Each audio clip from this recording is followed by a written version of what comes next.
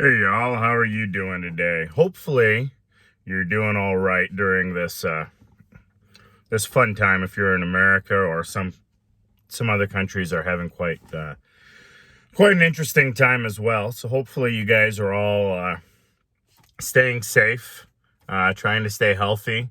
If not, you guys are getting over it. You guys are becoming more healthy, or looking at some of the lifestyles you have to try to make yourself more healthy. My hope is that we do get over it. We do take care of ourselves, take care of each other. We learn and we grow, and we learn that we don't need to be petty with each other. We can be happy and helpful with each other. But anyway, today we've got Tom Swift and his submarine boat, and we are over halfway by quite a bit. We are on chapter 18. It takes me a second because it's written in Roman numerals, so it's XVIII. So I have to kind of take a look at it and think for a split second to figure out. So I go X is 10, V is 5, and then 5 plus 3 is 8, so that means 15. Anyway, this chapter is called The Electric Gun. There was much excitement aboard the Advance. The submarine came to a stop in the water, while the treasure seekers awaited anxiously for what was to follow. Would they be rammed again? This time, stationary, as they were, and the other boat coming swiftly on, a hole might be stove through the Advance in spite of her powerful sides.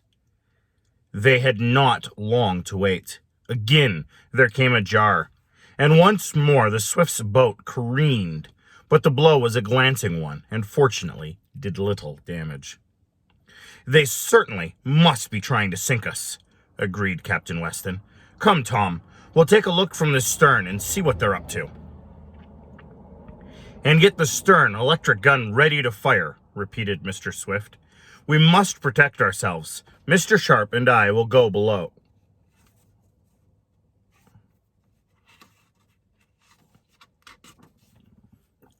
There is no telling what they may do. They're desperate and may ram us from in front. Tom and the captain hurried aft. Through the thick plate glass windows, they could see the blunt nose of the Wonder not far away, the rival submarine having come to a halt.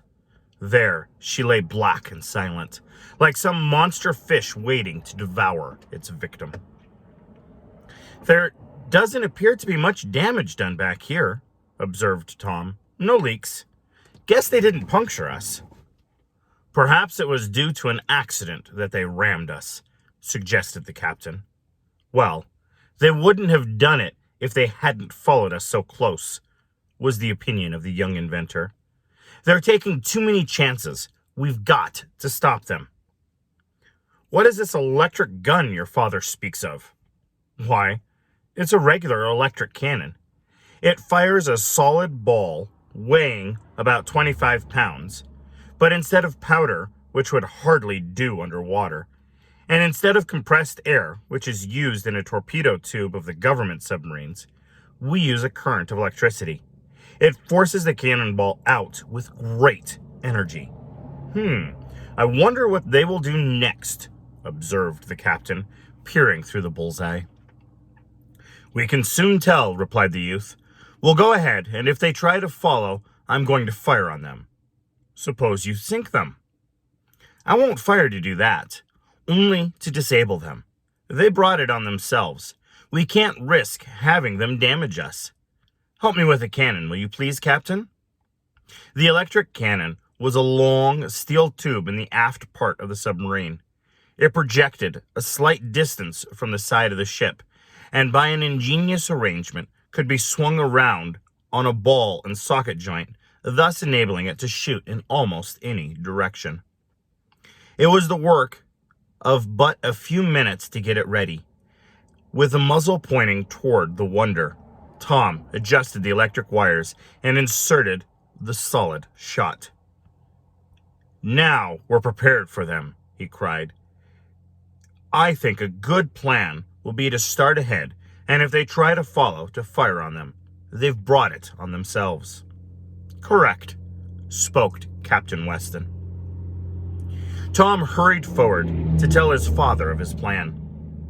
We'll do it, cried Mr. Swift. Go ahead, Mr. Sharp, and we'll see if those scoundrels will follow.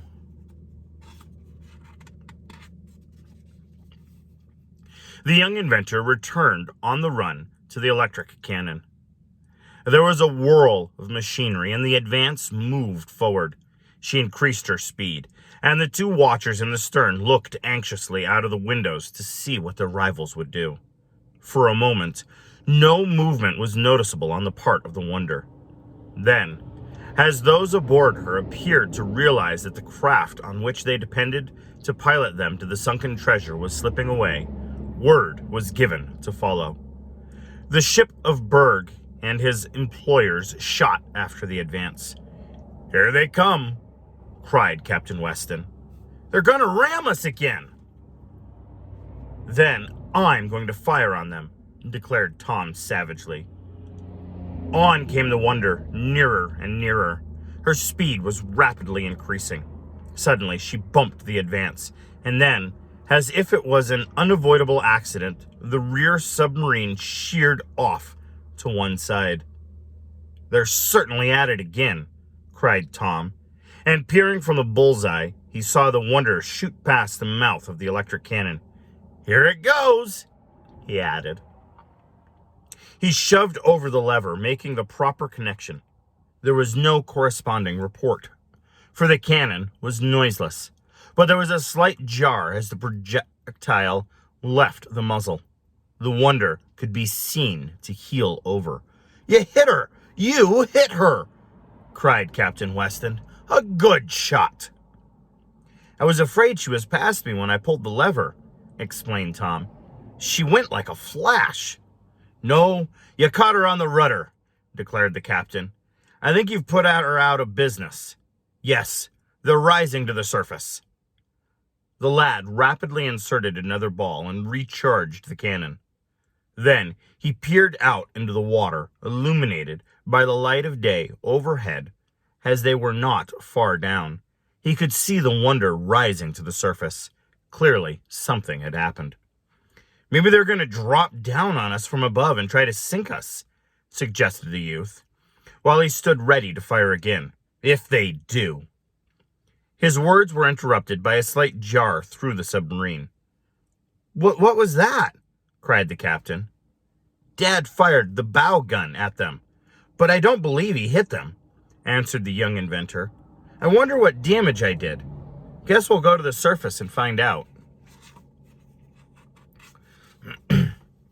Clearly, the Wonder had given up the fight for the time being. In fact, she had no weapon with which to respond to a fusillade from her rival. Tom hastened forward and informed his father of what had happened. If her steering gear is out of order, we may have a chance to slip away, said Mr. Swift. We'll go up and see what we can learn. A few minutes later, Tom, his father, and Captain Weston stepped from the conning tower, which was out of the water, onto the little flat deck.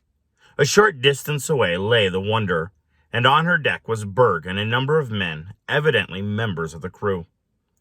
Why did you fire on us? Shouted the agent angrily. Why did you follow us? Retorted Tom. Well, you've broken our rudder and disabled us, went on Berg, not answering the question. You'll suffer for this. I'll have you arrested. You got what you deserved, added Mr. Swift. You were acting illegally, following us, and you tried to sink us by ramming my craft before we retaliated by firing on you. It was an accident ramming you, said Berg. We couldn't help it. I now demand that you help us make repairs. Well, you've got nerve, cried Captain Weston, his eyes flashing. I'd like to have a personal interview with you for about 10 minutes. Maybe something besides your ship will need repairs then. Berg turned away, scowling, but did not reply. He began directing the crew what to do about the broken rudder.